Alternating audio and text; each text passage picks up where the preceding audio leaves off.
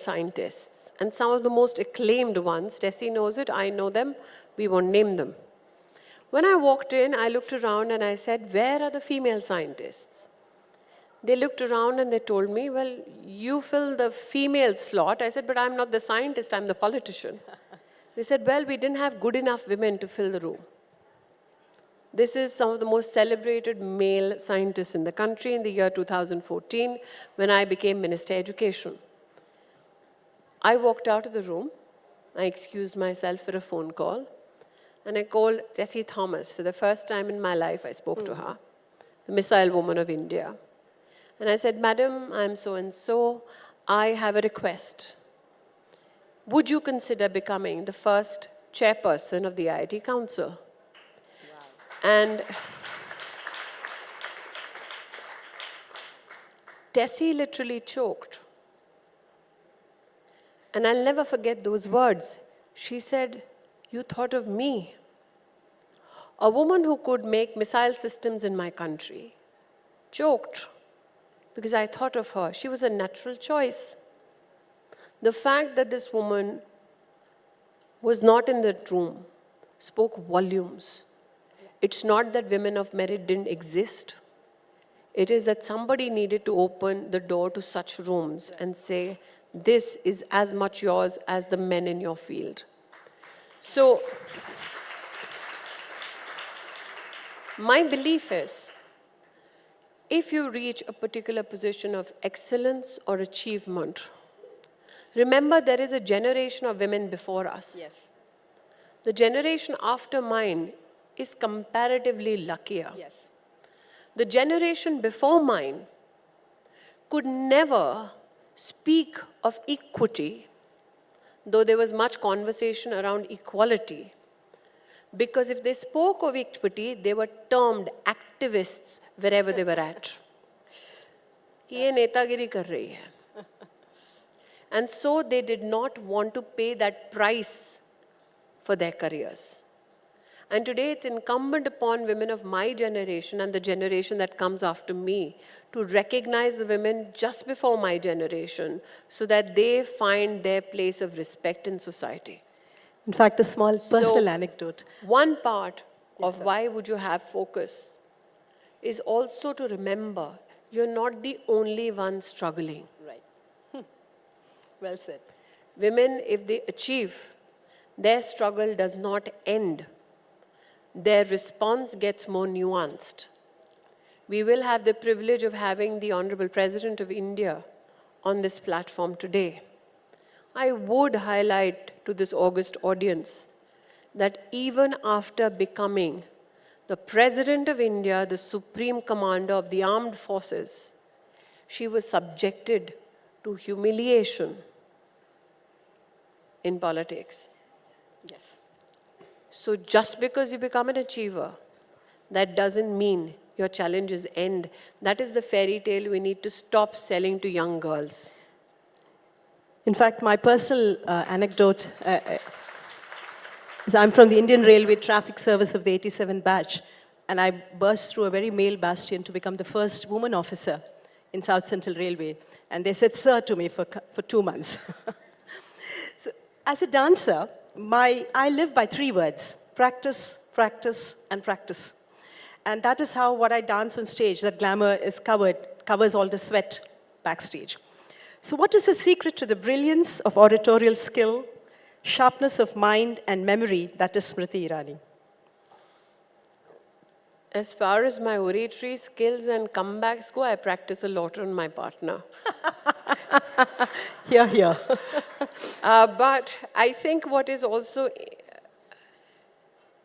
inevitable is the need to highlight the necessity to read. We have now necessitated in the digital age accumulation of knowledge through devices. But everything that Google has is not sacrosanct. We also need to recognize we have knowledge systems across many dialects of our country. We need to recognize that while I will get much information from the smartphone, there is also a human value to communication. There is also a deep sense and I think as somebody who has consistently uh, desired to become better, there is a need to ensure that you keep competing with yourself. I do not ever position myself to compete with any other individual Right. because that then becomes a standard which is very obvious. Yeah. If I am in a position to do something better, learn something better today, I will look for that opportunity.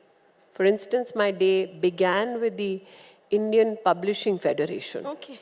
Now, that is not a part of my administrative ecosystem or my constitutional mandate.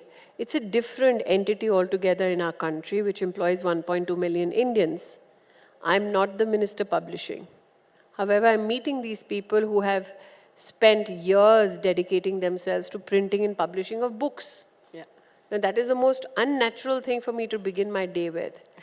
But there is limitless opportunity to educate oneself.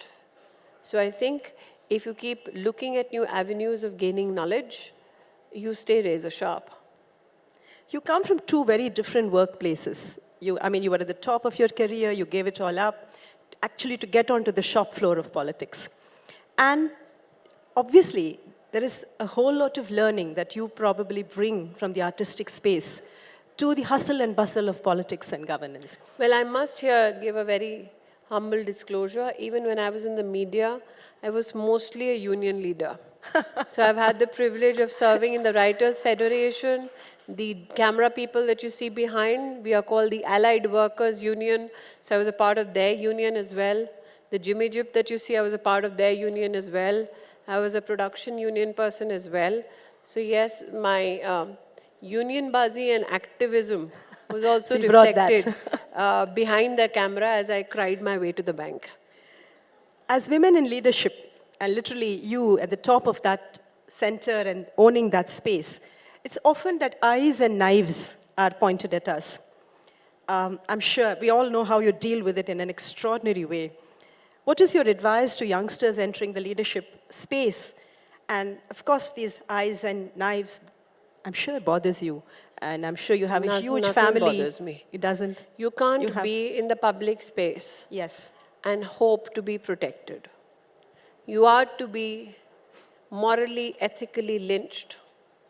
If you're a female who has made a considerable political impact, and especially if you're one Amethi, you have to be ready to be stripped of all your dignity, because that is the way they hope you defocus from issues. Right. Right. And once you understand that strategy, everything else falls in place. Fantastic. So I believe that if somebody wants to come into the public space, there are two issues you need to consider before you come in. Don't come in because you have no other career option. Right. India deserves better. Yes. People deserve better. Absolutely. Value why you are coming into politics.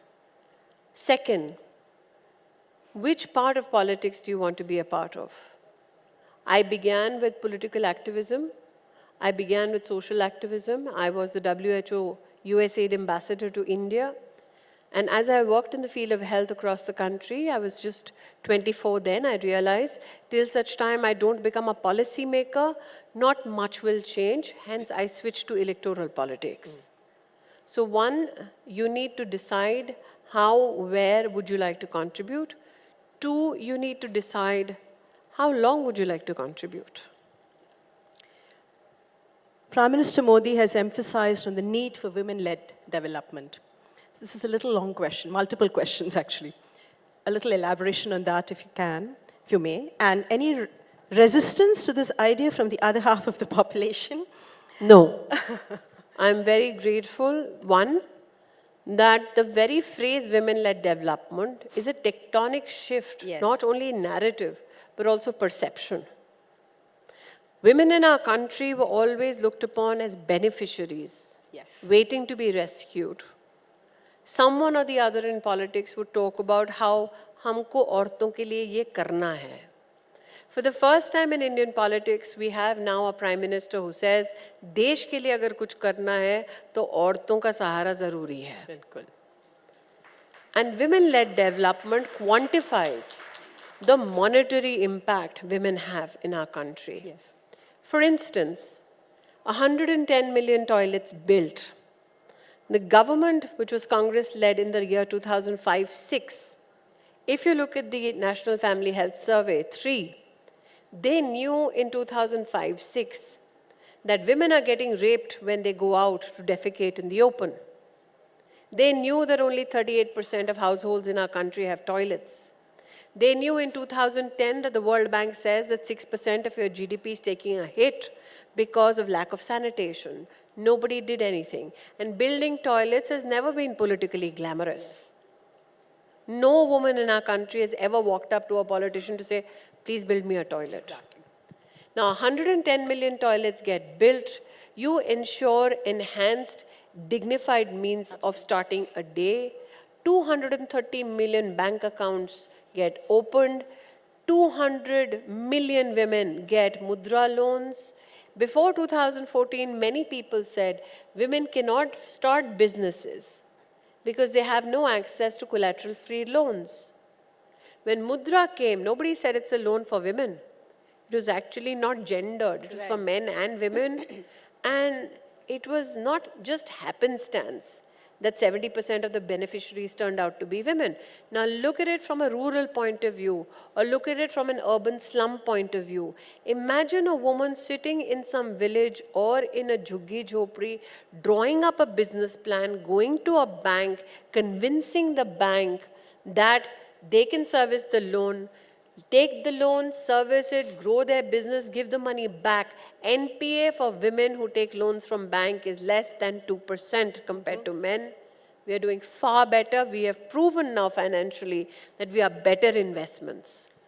So I think when you talk about women-led development, that is exactly where the Prime Minister has taken the governance agenda too. With that if you cushions want and to fallback. financially be strengthened as a society, then it is imperative that women be equal partners. So it's obviously there's a lot of cushions and fallback already Women woven into the system. I would not term it as cushions.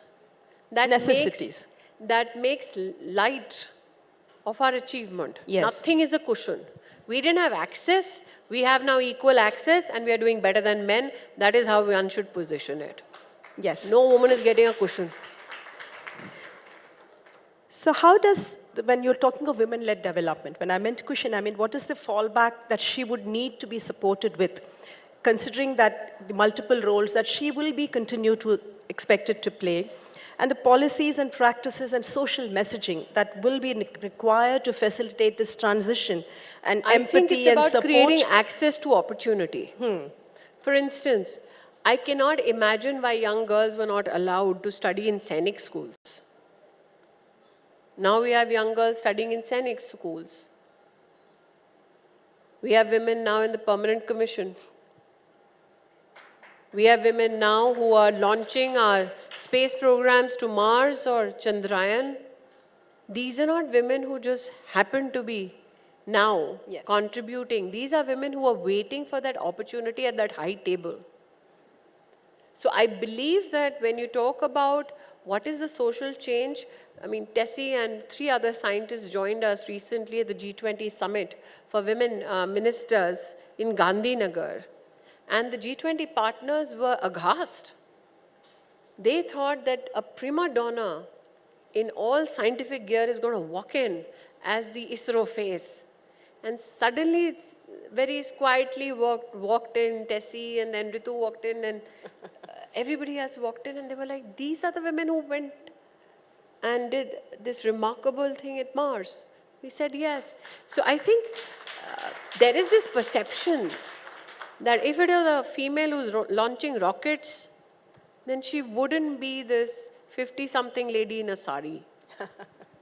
So I think those perceptions are now slowly changing, and I'm very happy. Because I've always said this, that modernity is a state of mind. It is not a dress code. In fact, you would all be happy to know that the incidences of women now enrolling in PhD programs in our country has gone up by 99.5%. Wow. Fantastic. So coming back to Smriti Irani ji, what is your core strength? Not core competency, core strength. Your one fallback that has never failed you. Is it I have no Ganapati? fallback. Is it Ganesha? that you and I are I wearing. have no fallback. And that is my strength. Okay. That you have no option but to succeed. Because if I was comfortable, I wouldn't be here today. So anybody who thinks you need this cushion, this fallback, you So is aren't that going your core anywhere. strength, that you have no fallback? I guess it's different for me because I come from a poor background. So no matter how much I achieve, no matter how much money I make, I was one of the highest paid actors in this country. Yes. The chip on the shoulder will always be there. Yes. So the secret to my success, I have no fallback plan, no fallback person. I just have me. As India enters a revolutionary phase of women-led development and onward in her march towards a century of independent India, what would be the 3 brief, most important advice you would give the young? I began young- again. Nobody takes advice, especially young women. I will only have a request, Okay. as has been enunciated by the Honorable Prime Minister yesterday. We are at a time in our country's history where we can catapult to new achievements in new areas for a greater good. Wonderful. We cannot afford to lose this opportunity. We cannot afford to be pushed back. We cannot afford to be segregated in silos. We cannot afford to lose focus. It is a national ambition now. Right. To be in the top 3 economies of the world. It is a national ambition now to ensure that per capita income increases. It is a national ambition now to ensure that in green hydrogen, in artificial intelligence, in reading, writing, we become one of the most sought after societies in the world. Fantastic. And this is the time to ensure that we as women ensure that that national ambition for a global good is recognized. So fierce, she is. Feisty, she is Stree. Fiery, Shakti. Fearless, Smriti Irani. Ladies and gentlemen, put your hands together for the one and only Smriti Irani. Ladies and gentlemen, put your hands together for Smriti Irani ji and also Ananda Shankar Jain ji.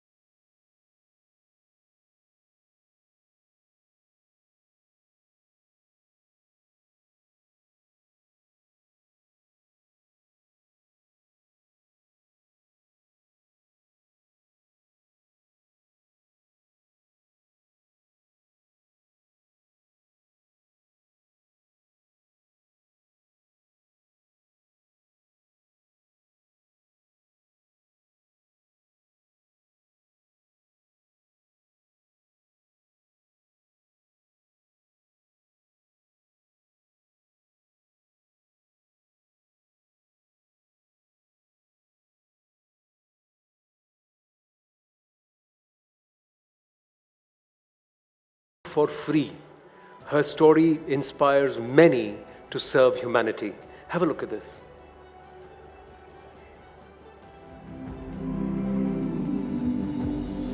Jan Seva, Hi Prabhu Seva. Service of people is the service of God, is the mantra of Alpaben Kakkar's life. A homemaker in Gujarat's Morbi, she doesn't let poor people sleep with empty stomachs and feeds hungry people free of cost. For the last 5 years, Alpaben Kakkar has been feeding the poor in Morbi district. Be it slums or anywhere, Alpaben has taken it upon herself and is distributing food to the needy. ઘણા સમયથી હું પહેલા તો વિસ્તારમાંથી જૂના કપડા ઉઘરાવતી અને ઝૂંપડપટ્ટી વિસ્તારમાં વિતરણ કરવા જતી ત્યારે એ લોકોની પરિસ્થિતિ જોઈને જેને એક ટાઈમની ભોજન નથી મળતું. Alpaben's husband provides her with all the aid needed to carry out her social duty. In her effort to provide a helping hand to the needy, she has also shared her numbers with all. Network 18 salutes Alpaben Kakkar, a hero and champion who is serving the poor. Her humanitarian approach is a reflection of rising India's She Shakti. She is a true inspiration for the nation. Ladies and gentlemen, she's so simple, she's so sweet. She came up and we had the surprise that she's sitting in the audience. There is Alpaben Kakkar. Please put your hands together for her.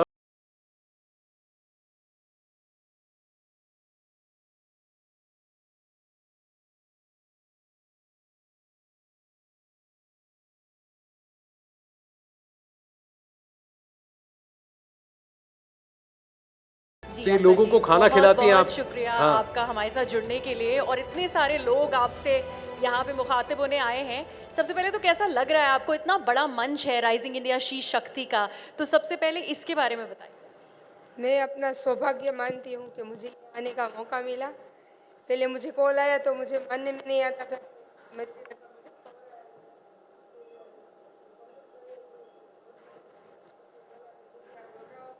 We need the mic up, please. कभी भी बहुत अच्छा लग रहा है आप सबसे मिलके. और मैं ये सोचती हूँ कि जो काम मैं मोरबी में गुजरात में करती हूँ वो पूरे देश में चेंज चले है. कोई भी जगह पे शादी ब्याह होता है, बर्थडे सेलिब्रेशन होता है, पुण्यतिथि होती है, कहीं से भी खाना मैं इकट्ठा करके स्लम विस्तार में सबको खाना खिलाने जाती हूँ. ये चेन मैं पूरे देश में चलाना चाहती हूँ क्योंकि मैं सब जगह पे नहीं पहुँच सकती हूँ और मैं ये दौर से गुजर चुकी हूँ. भूख और दुख मेरे गुरु है, इसलिए मुझे पता है भूख लगती है ना तब क्या होता है. पहले मैं सब लोगों को पुराने कपड़े इकट्ठे करके देना चाहती थी. तब सब लोग बच्चे छोटे छोटे मुझे बोलते थे दीदी कुछ अच्छा खाना मिल जाए तो 2 दिन तक मैंने सतत सोचा क्या किया जाए. मैं तो इतनी कैपेबल नहीं हूँ कि सबको मैं खिला सकूँ. तब मैंने ये प्लान किया कि चलो कुछ शादी ब्याह में जब खाना बचता है तो सब मुझे कॉल करते हैं, मैं लेने जाती हूँ और सबको खिलाती हूँ. 6-7 साल से ये काम करती हूँ मैं और मुझे बहुत आनंद आता है. मैं खुद किराए के घर पे रहती हूँ लेकिन कुछ अच्छा काम करने के लिए पैसों की ज़रूरत नहीं रहती है. बिना पैसे भी हम कुछ सब कुछ कर सकते हैं. अल्पाबेन ये बताइए, जब शुरुआत करते हैं तो सबसे ज़्यादा मुश्किल वक्त होता है. आपके लिए कोई ऐसी वो कहानी जब आपने शुरू किया था कि आप ये करना चाहती हैं लोगों के लिए, सबसे मुश्किल वो दौर कौन सा था और आपने कैसे उसको ओवरकम किया? अच्छा काम करने के लिए मुश्किल तो रहती है दीदी. सब बोलते थे भिखारी की तरह सब जगह खाना इकट्ठा करती है, खाना देने जाती है. कोई बोलता था कि खाना खा जाती है, खुद खाना नहीं बनाती है. सब ताने सुने, सब सुना है, लेकिन मैं चुप रही हूँ. इसलिए मैं आज यहाँ पे हूँ. मैं कुछ बोले नहीं हूँ, सबने सब कुछ बोला. मैंने बहुत सहन किया है. अगर मैं कुछ बोलती तो आज मैं यहाँ पे नहीं होती. Ladies and gentlemen, huge round of applause for Alpaben. Alpaben, Thank you so much. आपको बहुत बहुत धन्यवाद कि आप आई और आपकी कहानी सुन करके I hope there are many who want to do work like you and help you also. Thank you so much Alpaben. बैठिए. Thank you. Round of applause for Alpaben Kakad please. ऐसी बहुत सारी कहानियां हैं, इतनी सारी कहानियां हैं कि राइजिंग इंडिया शी शक्ति के लिए जब हम मंथन कर रहे थे तो ऐसी ऐसी कहानियां देखी. बोली इन सबको कैसे लेकर आए एक दिन में इतने साल. So what we did is we've tried to put this out across our News 18 network in the run-up to Rising India She Shakti, and we'll continue to put out such stories. Another story, ladies and gentlemen. A 25-year-old Asha Malviya, a national-level mountaineer from Bhopal, on an Indian bicycle tour to raise awareness about women's safety and empowerment. आज हमारे भारत देश की महिलाएं हैं जो कहीं ना कहीं भारत में होते हुए भी ये सोचती है कि हमें डर लग रहा है, हम सुरक्षित नहीं हैं.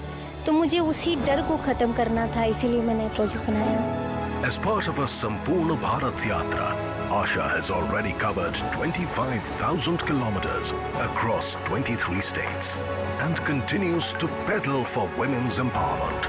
ऐसे डिफिकल्ट तो कुछ हाँ था नहीं, क्योंकि मैं हर प्रॉब्लम को कभी भी प्रॉब्लम के अकॉर्डिंग नहीं, एक चुनौती के अकॉर्डिंग देखती हूँ. News 18 Network salutes Asha Malviya, a reflection of rising India's She Shakti. There she is, आशा मालविया. और मैं आपको बताऊं, उनका मोटो है. आशा जी, आपको लगता है आज अभी आपने कितने किलोमीटर कर दिए? सबीना हमारे साथ हैं, जरा बताइए. 25,000 किलोमीटर करने का आपका लक्ष्य था, जहां तक मुझे याद है.